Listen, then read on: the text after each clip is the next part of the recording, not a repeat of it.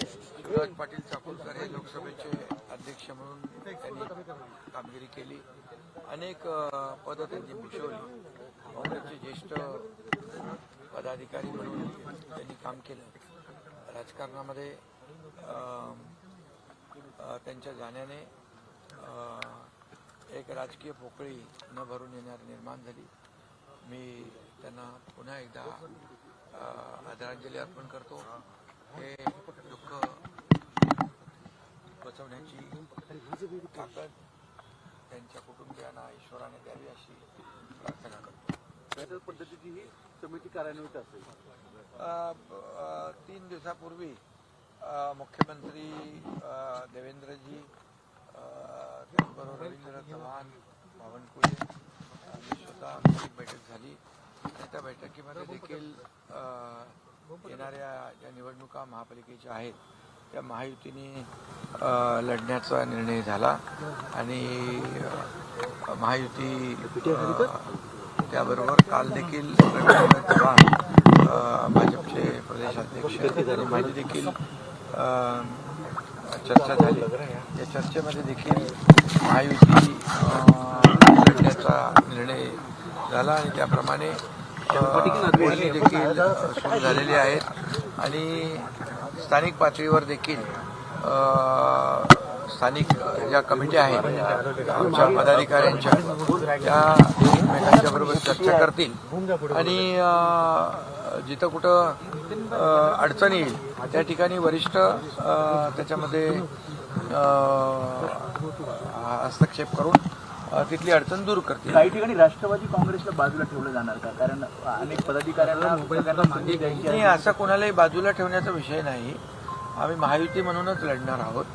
त्यामुळे ही आता चर्चा सुरू झालेली आहे स्थानिक पातळीवर देखील आणि आमच्या वरिष्ठ पातळीवर देखील. त्यामुळे महायुतीच निवडणूक मजबूतीने लढेल आणि आपल्याला माहीत आहे की गेल्या 2.5 वर्षाचा मुख्यमंत्री पदाचा माझा काळ आणि आता आमची सेकंड इनिंग देवेंद्रजींची यामध्ये 3.5 वर्षाच्या कारकिर्दीमध्ये या महाराष्ट्रामध्ये जे विकासाचे प्रकल्प, लोकाभिमुख कल्याणकारी योजना हे लोकांच्या समोर आहे, महाराष्ट्राच्या जनतेच्या समोर आहे आणि त्यामुळे आम्ही कामाच्या जोरावर विकासाच्या अजेंड्यावर नाही, त्याला जे काही इतर व्यवस्था जी आहे, कमिट्या आहेत, जिल्हा कमिट्या, तालुका कमिट्या, राज्यस्तरीय कमिट्या, या सगळ्या ज्या कमिट्या आहेत, महापालिकाच्या स्थानिक पातळीवरच्या कमिट्या, त्यामुळे ज्याला तिकीट मिळणार नाही त्याला तिथं सामावून घेतलं जातं. ही पद्धतच आहे, प्रक्रिया आहे. त्यामुळे महायुती जिंकेल. काल उद्धव ठाकरे आले होते, यानंतर तुम्ही देखील त्यांना उत्तर दिलं. आदित्य ठाकरे आता म्हणतात की एकनाथ शिंदे यांनी आरशात पाहिला. योजनेचा प्रभाव हा मुस्लिम मतदारसंघांमध्ये आहे. मुस्लिम महिलांची पसंती ही शिवसेना पुण्याला आहे. त्याच अनुषंगाने मुस्लिम मतदारसंघाच्या जास्त जागा त्या तुमच्या शिवसेनेला मिळतील असं बहुल जागा त्या शिवसेनेला देण्याचा जो नाही, असं काय कुठल्या जागा देण्याचा घेण्याचा असा काही विषय नाही.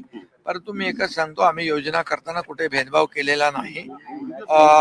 सर्व समावेशक अशा योजना आम्ही केलेल्या आहेत आणि विकास करतानाही काही फरक केला नाही आणि लोकाभिमुख कल्याणकारी योजना, लाडकी बहीण योजना करताना देखील आम्ही कुठलाही भेदभाव केलेला नाही.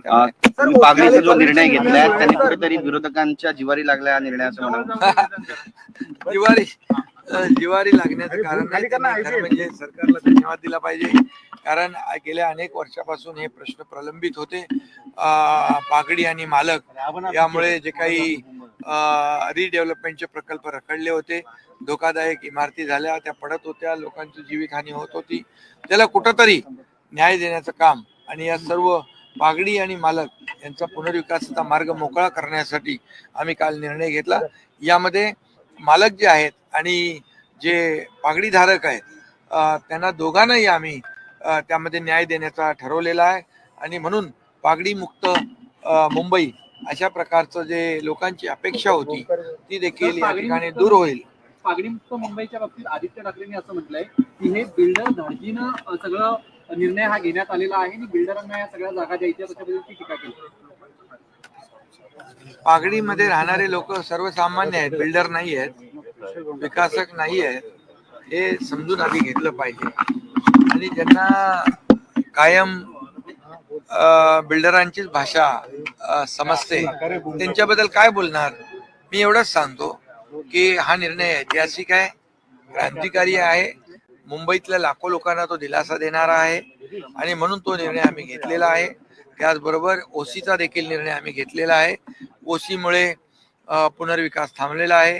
त्यामध्ये विजेचं पाण्याचं बिल निवासीला दुप्पट असतं, व्यवसाय कमर्शियलला चौपट असतं. त्याचबरोबर ट्रान्झॅक्शन होत नाहीत, खरेदी विक्री होत नाही, बँकांची लोन मिळत नाहीत, पुनर्विकासामध्ये अडथळे येतात. त्यामुळे ओसीचा जो गेल्या अनेक वर्षापासूनचा प्रश्न आहे, 28,000 केसेस प्रलंबित आहेत आणि म्हणून 28,000 इमारती आणि ह्या जवळपास 13,000-14,000 इमारती ज्या आहेत पागडीच्या, या लाखो लोकांना हा दिलासा आहे. त्यामुळे विरोधकांच्या पायाखालची वाळू सरकली आहे. आता काय होणार? आता मुंबईकरांचे जे गेल्या अनेक वर्षापासूनचे प्रश्न त्यालाच आम्ही डायरेक्ट थेट हात घातल्यामुळे, त्यांना न्याय देत असल्यामुळे विरोधकांची पंचायत नक्की झालेली आहे. भाई एक सर्वे आला ज्यामध्ये 150 जागा जवळपास तुम्ही जिंकताय असा एक सर्वे मुंबई महानगरपालिकेचा.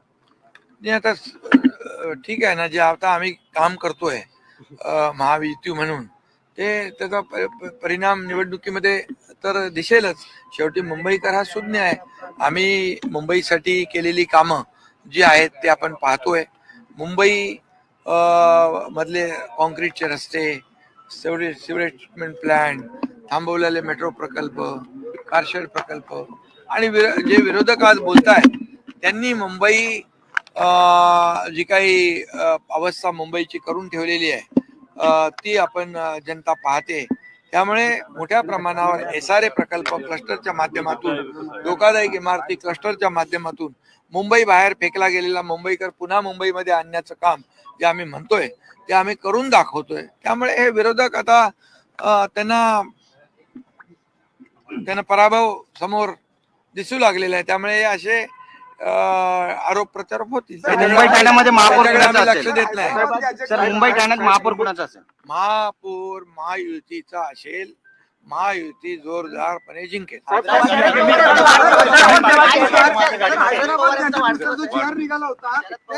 त्यांना वाढदिवसाच्या खूप खूप शुभेच्छा देतो मी आणि त्यांचं आरोग्य उत्तम राहो अशा मनापासून शुभेच्छा.